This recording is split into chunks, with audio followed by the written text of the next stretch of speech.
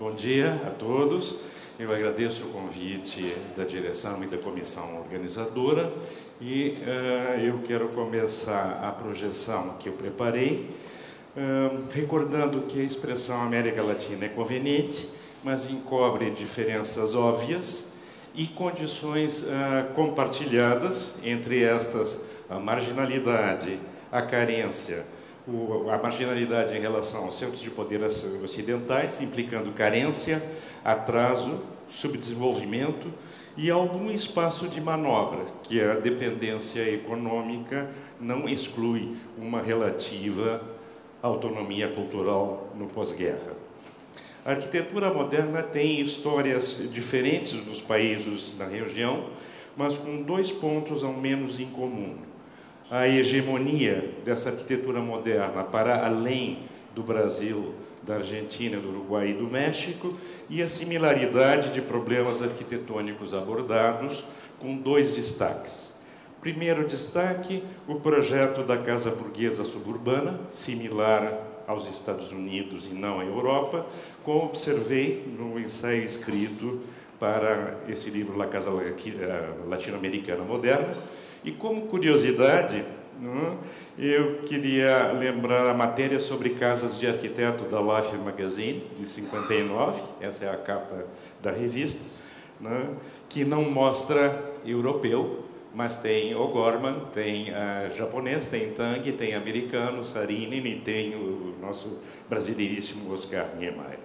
Mas o segundo destaque, o que me interessa aqui, é o projeto de escolas de arquitetura, que reflete a oposição bem-sucedida dos arquitetos ao enquadramento esquizofrênico de sua disciplina, ora politécnico, ora artístico, e que não se trata de fenômeno exclusivamente latino-americano, como descobri organizar um seminário sobre o tema em 2009.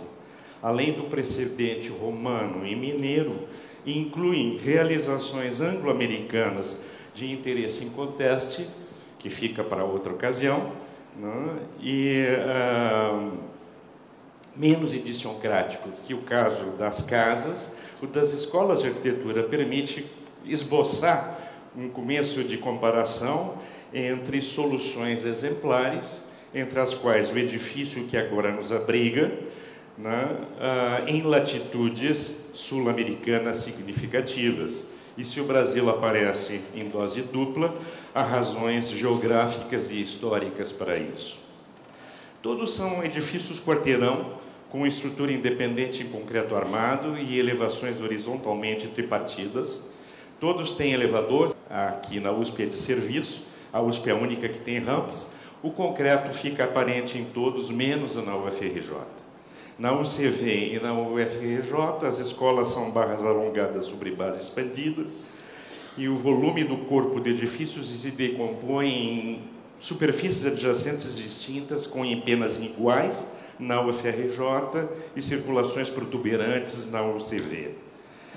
O balanço do corpo nas pontas contrasta com balanços transversais zero, com balanços transversais inexistentes em Caracas e mínimos no Rio de Janeiro.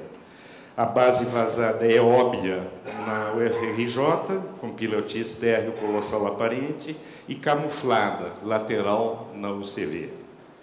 A UBA e a USP são caixas quase quadradas de base contida, iluminadas lateral e zenitalmente. A acentuação da continuidade das fachadas é enfática na UBA e temperada na USP. Na UBA, a base é composta por andar semi-enterrado opaco e andar recuado sob o balanço contínuo do corpo edificado, com andares de alturas variáveis e um brise-soleil contínuo na versão inaugural. Na USP, a planta se desenvolve com diferenças de meio nível entre uma ala e outra, o peristilo colossal protege incidentalmente do sol, o entablamento tem vigas paredes de concreto e o balanço é generoso nos cantos sobre a caixa de vidro dos dois andares inferiores e a iluminação zenital é importante. Todos os nossos edifícios são unidades repetitivas em termos de elementos de composição urbana. Na UCV, nós temos um lote de esquina, nós temos uma barra de aproximadamente 86 metros de comprimento por 24 de largura, nós temos uma integração do edifício a um sistema viário que se compõe de caminhos cobertos e ruas numa malha de aproximadamente 100%. Na UFRJ, a malha é muito mais aberta, né, e a barra tem 170 metros de comprimento com 24 metros de largura, né, praticamente boiando na sua superquadra. Na FADU, entende, os pavilhões têm 1,70 m por 54 e são feitos como bloco padrão sem destinação precisa. É o único dos nossos exemplos que não foi projetado especificamente para a escola de arquitetura desde o começo. A FAO tem uma projeção de 108 por 64,5 metros e integra, pelo menos teoricamente, o chamado Corredor das Humanas, formado por macolotes virtuais de 170 por 140 metros. O primeiro partido se pode remeter ao bloco tipo da Cidade Universitária do Brasil, de Le Corbusier, em 1936, e o segundo, ao Museu da Cidade Universitária do Brasil Alternativa, de Lúcio Costa. Nós temos o confronto entre dois partidos, o quarteirão edificado ao longo do perímetro com pátio ou pátios centrais do tipo plano agache, né, e a barra aparentemente solta, tipo ministério na esplanada, contrastando com o Jockey Club próximo, onde o miolo é destinado à garagem vertical. Como já mostrava ontem o Luiz Espalhargas, nós temos aí diferentes manifestações do mesmo paradigma: a cabana primitiva do século XX, o esquema de estrutura independente que reduz os elementos de arquitetura primários à sua geometria essencial e permite planta e fachada livres, a emulação da diversidade na unidade da tradição clássica aparecendo como bônus. Trata-se de um paradigma preferencial e não imperativo, e que não esgota o universo das soluções estruturais possíveis. Na verdade, como mostra aqui a comparação entre o prisma puro da reitoria e os arcobotantes similares e o prédio da aula magna com seus pórticos expostos similares aos arcobotantes da velha catedral, a possibilidade de convivência, de constituição de um sistema que é efetivamente triarticulado, que tem uma estrutura, as panquecas sobre agulhas, como diria o Colin Rowe, como um modelo, e a outra estrutura especial, entende, para casos particulares. Assim como, num terceiro momento, né, também a situação não exclui a possibilidade das paredes portantes de alvenaria, como na Casa Errázuriz do Le Corbusier. Não se vê uma maquete, né, em vermelho aqui nas plantas, a circulação pedestre coberta no térreo, há uma entrada principal de estacionamento por uma cafeteria aberta, uma instância, que eu disse, camuflada de pilotis vazado. Existem ateliês de um lado, auditório, biblioteca e exposições de outro, e um andar tipo com salas, um salão e 3 salas em um amplo corredor. É uma estrutura de ateliês compartimentada pelos diferentes etapas anuais do curso de arquitetura. Aqui os cortes, com o vigamento aparente, que é ao mesmo tempo a resposta, entende, de resistência sísmica. A Venezuela está sujeita a terremotos, e sinal deliberado em relação às panquecas lisas de primitivismo. Aqui temos coberturas facetadas e onduladas e uma iluminação de janelas altas. A construção, o concreto aparente, e o concreto aparente, que é, na verdade, pode ser interpretado como o desejo, não só de verdade, mas em nome dessa verdade, de evitar qualquer espécie de produção, qualquer espécie de intervenção arquitetônica construtiva pós-produção, se combina, no caso das paredes de compartimentação, com uma situação tradicional de revestimento, aqui com pastilhas azuis de vidro, a empena, numa visão frontal, a empena numa visão oblíqua, a fachada marcando completamente a fachada do corredor, com a escadaria protuberante, expressando claramente a função desse lado, a entrada principal, a inflexão dos ateliês para conduzir ao ponto de entrada. Aqui nós temos a entrada em vista frontal, aqui a inflexão contrária do lado oposto, aqui a fachada principal, ou a fachada, vamos dizer, das salas, com os brises integrados à estrutura. A cobertura das baixas se dobra como origami. Aqui a articulação com o interior, com o miolo da quadra. As pastilhas de vidro usadas como murais abstratos. A conexão entre o sistema de circulação do edifício e o sistema de corredores de passeios cobertos do campus. Internamente, os corredores de paredes dobradas com os murais, a iluminação nos grandes ateliês do térreo para práticas visuais, maquetaria, etc. Outra vista do corredor desses ateliês, o foyer de exposições, do bloco de exposições, biblioteca e auditório. Uma outra vista do foyer com a biblioteca embaixo. É o único momento, vamos dizer, de uma articulação vertical, de espaço vertical no prédio. Aqui é a que eu chamei de instância de pilotis vazado, a cafeteria que se encontra logo na entrada principal. Na verdade, vamos dizer assim, entra no edifício praticamente pela cafeteria, que se esparrama para um dos pátios internos. Os padrões de sombra obtidos com o uso de elementos vazados.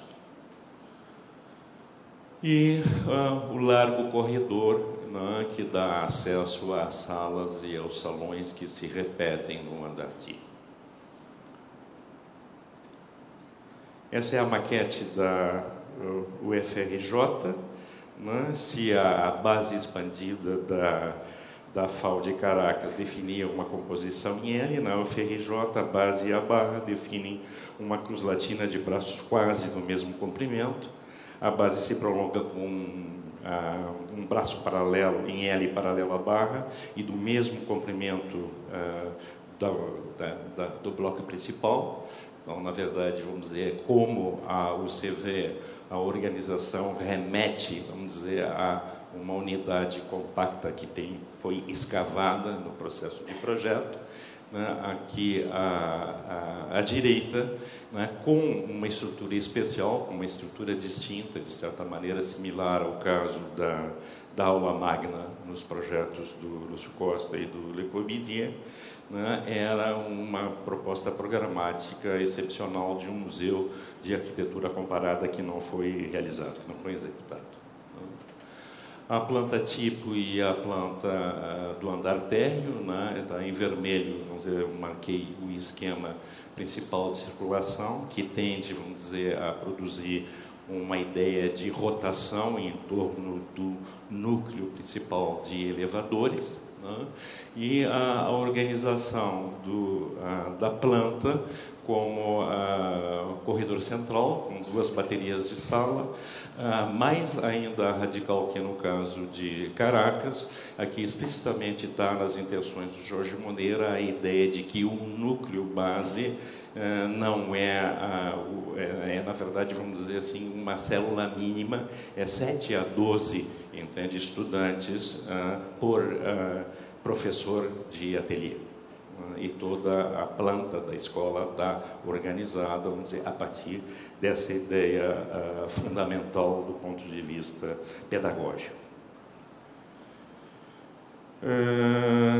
A parede em relevo, que organiza o acesso né, que coloca o acesso, vamos dizer, a organização é quase simétrica, o acesso, vamos dizer, é descentrado, né, por trás dessa parede em relevo, atrás do qual estaria a sala da congregação, a ordem máxima da escola. A única diferenciação em termos dessa fachada, que é a parte de vidro mais lisa, que corresponde ao foyer, ao núcleo de circulação e elevadores, e em cima, vamos dizer, a superestrutura que introduz, né, dois cantos, duas pontas arredondadas, em contraste com a organização essencialmente ortogonal de todo o projeto. O encaminhamento de entrada, a citação do projeto Le Corbusiano para o Ministério da Educação na Avenida Beira-Mar, né? Aqui há uma rotação de corpo que é necessário fazer, virar 90 graus, se dirigir à entrada principal, enquadrada pelos pilotis de colunas cilíndricas colossais, a mesma escadaria vista do átrio, né, do grande foyer, né, que é o local principal, vamos dizer, de encontro, é usado também como uma congregação, né, uma curva comedida no mezanino.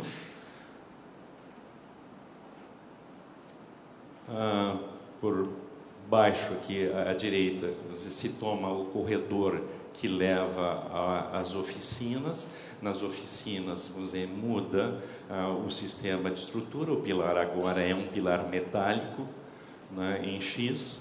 O tipo de revestimento e o tipo de material utilizado é diferente, similar ao caso de Caracas, a utilização generosa dos elementos vazados em termos de produção de padrões de sombra que tamizam a luz.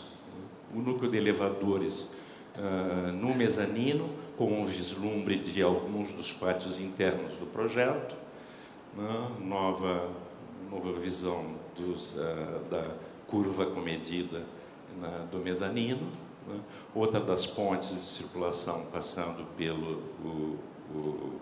pelos pátios, e três ambientes distintos, e eu chamaria a atenção para o caso dos forros rebaixados, que são extraordinariamente, vamos dizer, bem estudados do ponto de vista de atender, entende, a pressão crescente, vamos dizer, das instalações dentro do projeto. Há um mínimo de projeção. Essa projeção funciona como um brise num lado e como varandas do lado principal de salas de aula. E isso é por quê? Porque, na verdade, a coluna não é solta dentro do prédio, como seria dentro de uma situação de planta livre mais canônica. A coluna está colocada, de fato, vamos dizer, no que se poderia chamar a fachada, vamos dizer, profunda, no sentido de permitir, vamos dizer, o maior rendimento possível do volume quanto à integração, entende, dos shafts horizontais e verticais. Se olhar atentamente também, entende, a situação aparentemente retrógrada da situação do corredor duro, entende, central entre as duas bandas de espaços repetitivos, na verdade, vamos se dar conta que isso é produto específico, né, de um intento de colocar a geometria, né, do insuflamento e retorno do ar, além, vamos dizer, da passagem de cabos elétricos e telefônicos, etc., entende, no edifício. E o edifício tem, entende, de qualquer maneira, vamos dizer o seguinte, essas duas fachadas não são idênticas, há um tratamento sutilmente diferenciado entre a parte, vamos dizer, da fachada principal, que não tem acesso para fora, mas onde se podem notar os prolongamentos da laje para colaborar com a grade estrutural no sentido de proteção solar. Eu devia ter mencionado, e aqui é evidente, vamos dizer que essa grade estrutural implica numa viga de transição entre a base, né, e o corpo do edifício. Essa base, vamos dizer, cada coluna da base recebe 3, entende? A carga, vamos dizer, de 3 elementos anteriores, e essa ideia da viga de transição engrossa o que, na verdade, já tinha aparecido como contribuição técnica brasileira, entende? Na execução do Ministério, que era a solução, né, da laje horizontal como placa de contraventamento, né, que é uma das... é o principal, digamos, elemento do ponto de vista estrutural, suprimido do ponto de vista de expressão arquitetônica pela ideia das panquecas sobre agulhas. E desses balcões, que são extraordinariamente agradáveis até hoje, aqui numa vista cuidadosamente editada, o panorama da Baía de Parabá. A UBA, aqui em construção, né, também, entende, se volta para a água, né, é um edifício muito maior, é um edifício que não foi originalmente, vamos dizer, programado para ser escola de arquitetura, né, é um edifício, vamos dizer, do mesmo comprimento do caso Carioca, são 170 metros, né, e exatamente por não ter, entende, nenhuma destinação precisa, entende? Ela é, na verdade, vamos dizer, obsessivamente simétrica, como uma situação, entende, que mais responde, curiosamente, a situação mais organizada é a que mais responde à possibilidade de indeterminação no tempo do edifício, né? A UBA usa balanço, usa grandes vãos, né? Há um pátio central entre 2 blocos de circulação vertical e sanitários, né?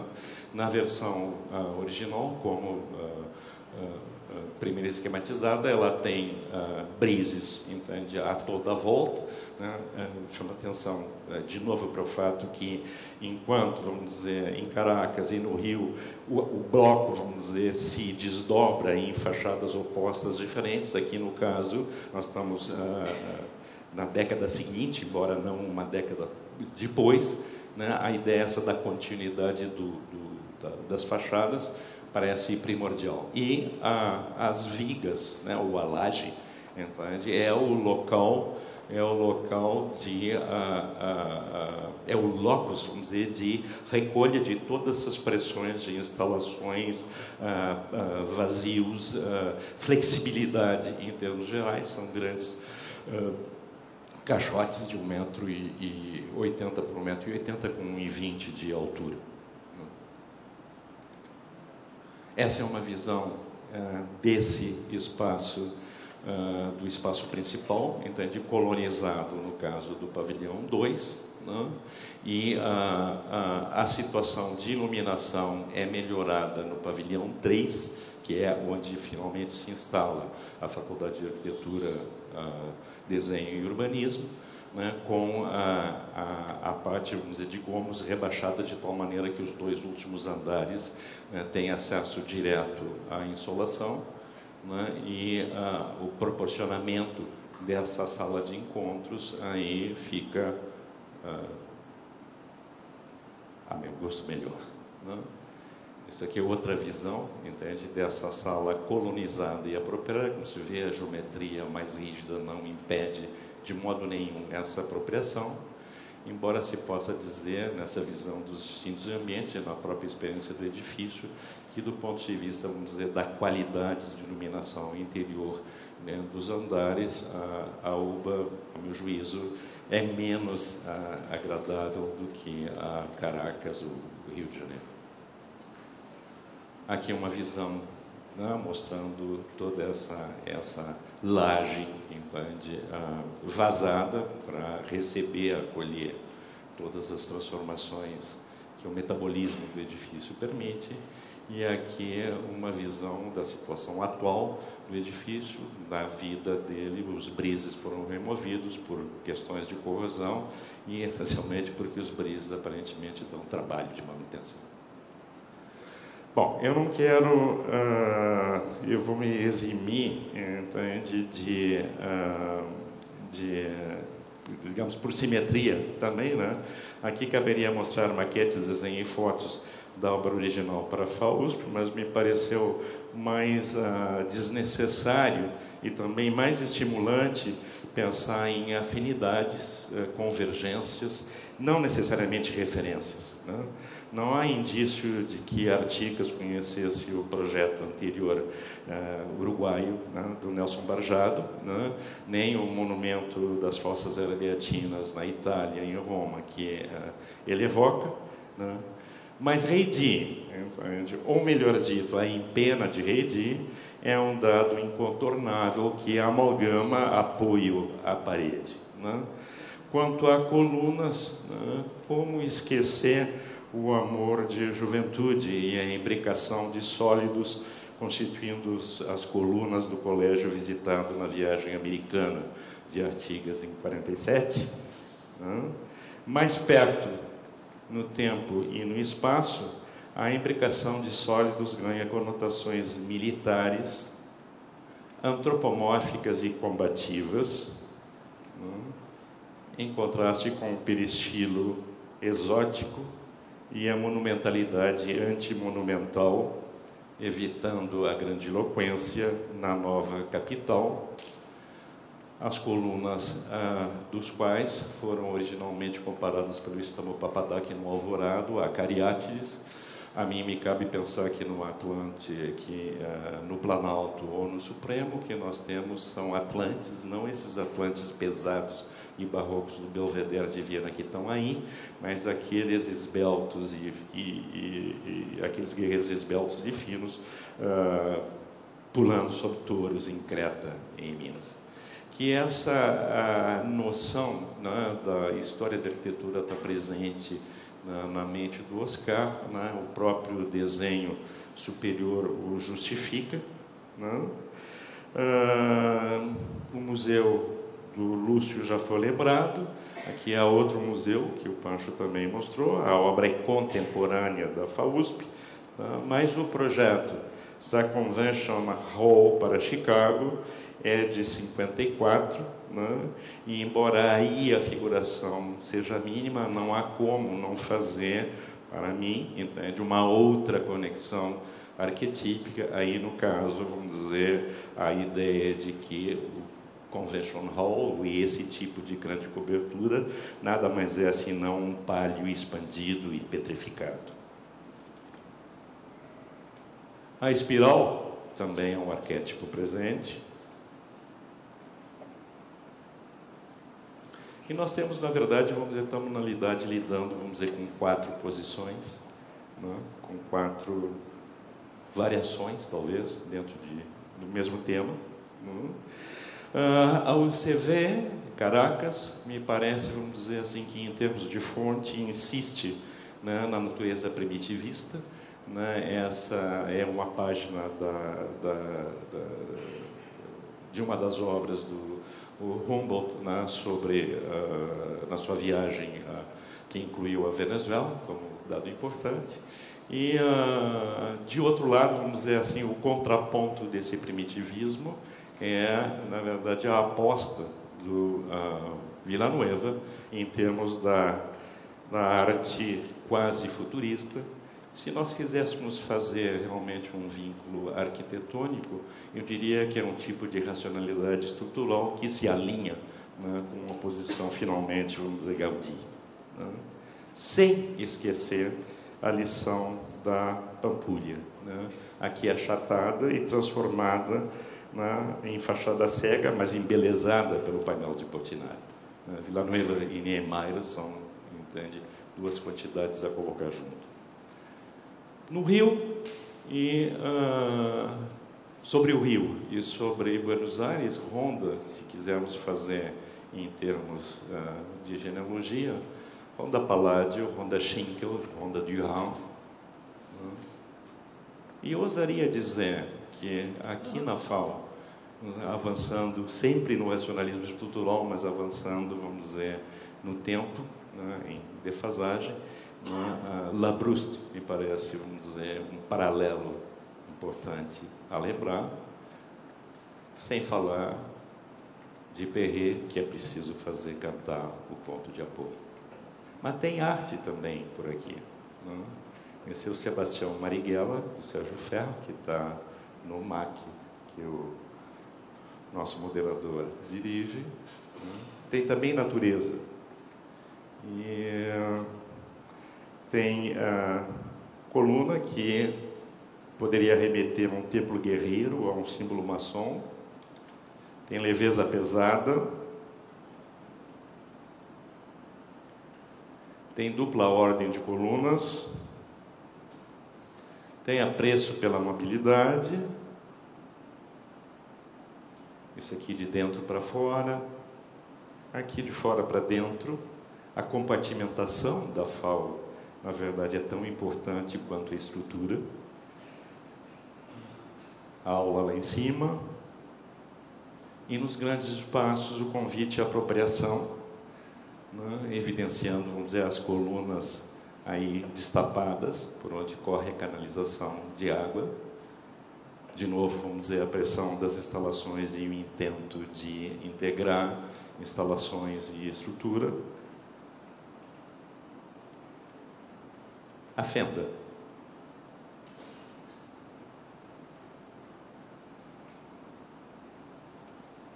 Apropriação. Uma certa humanidade, e é algo que me toca bastante, no final de contas, é a contrastar o ateliê aberto do Artigas com os ateliês fechados de Caracas e do Rio. É, de fato, essa ideia de apropriação e essa convocação quase, né, da intervenção quase favela, né, dos estudantes, né, a humanizar e criar uma outra escala dentro do edifício. Se há, entende, intento de corporificar, concretizar, vamos dizer, uma noção de dialética, nenhuma imagem mais eloquente a mim que essa. E concluindo, o outro lado da medalha, a praça. Eu queria agradecer ao Finotti, ao Leonardo Finotti, sem cujas fotografias esse PowerPoint nunca teria sido montado. Obrigado.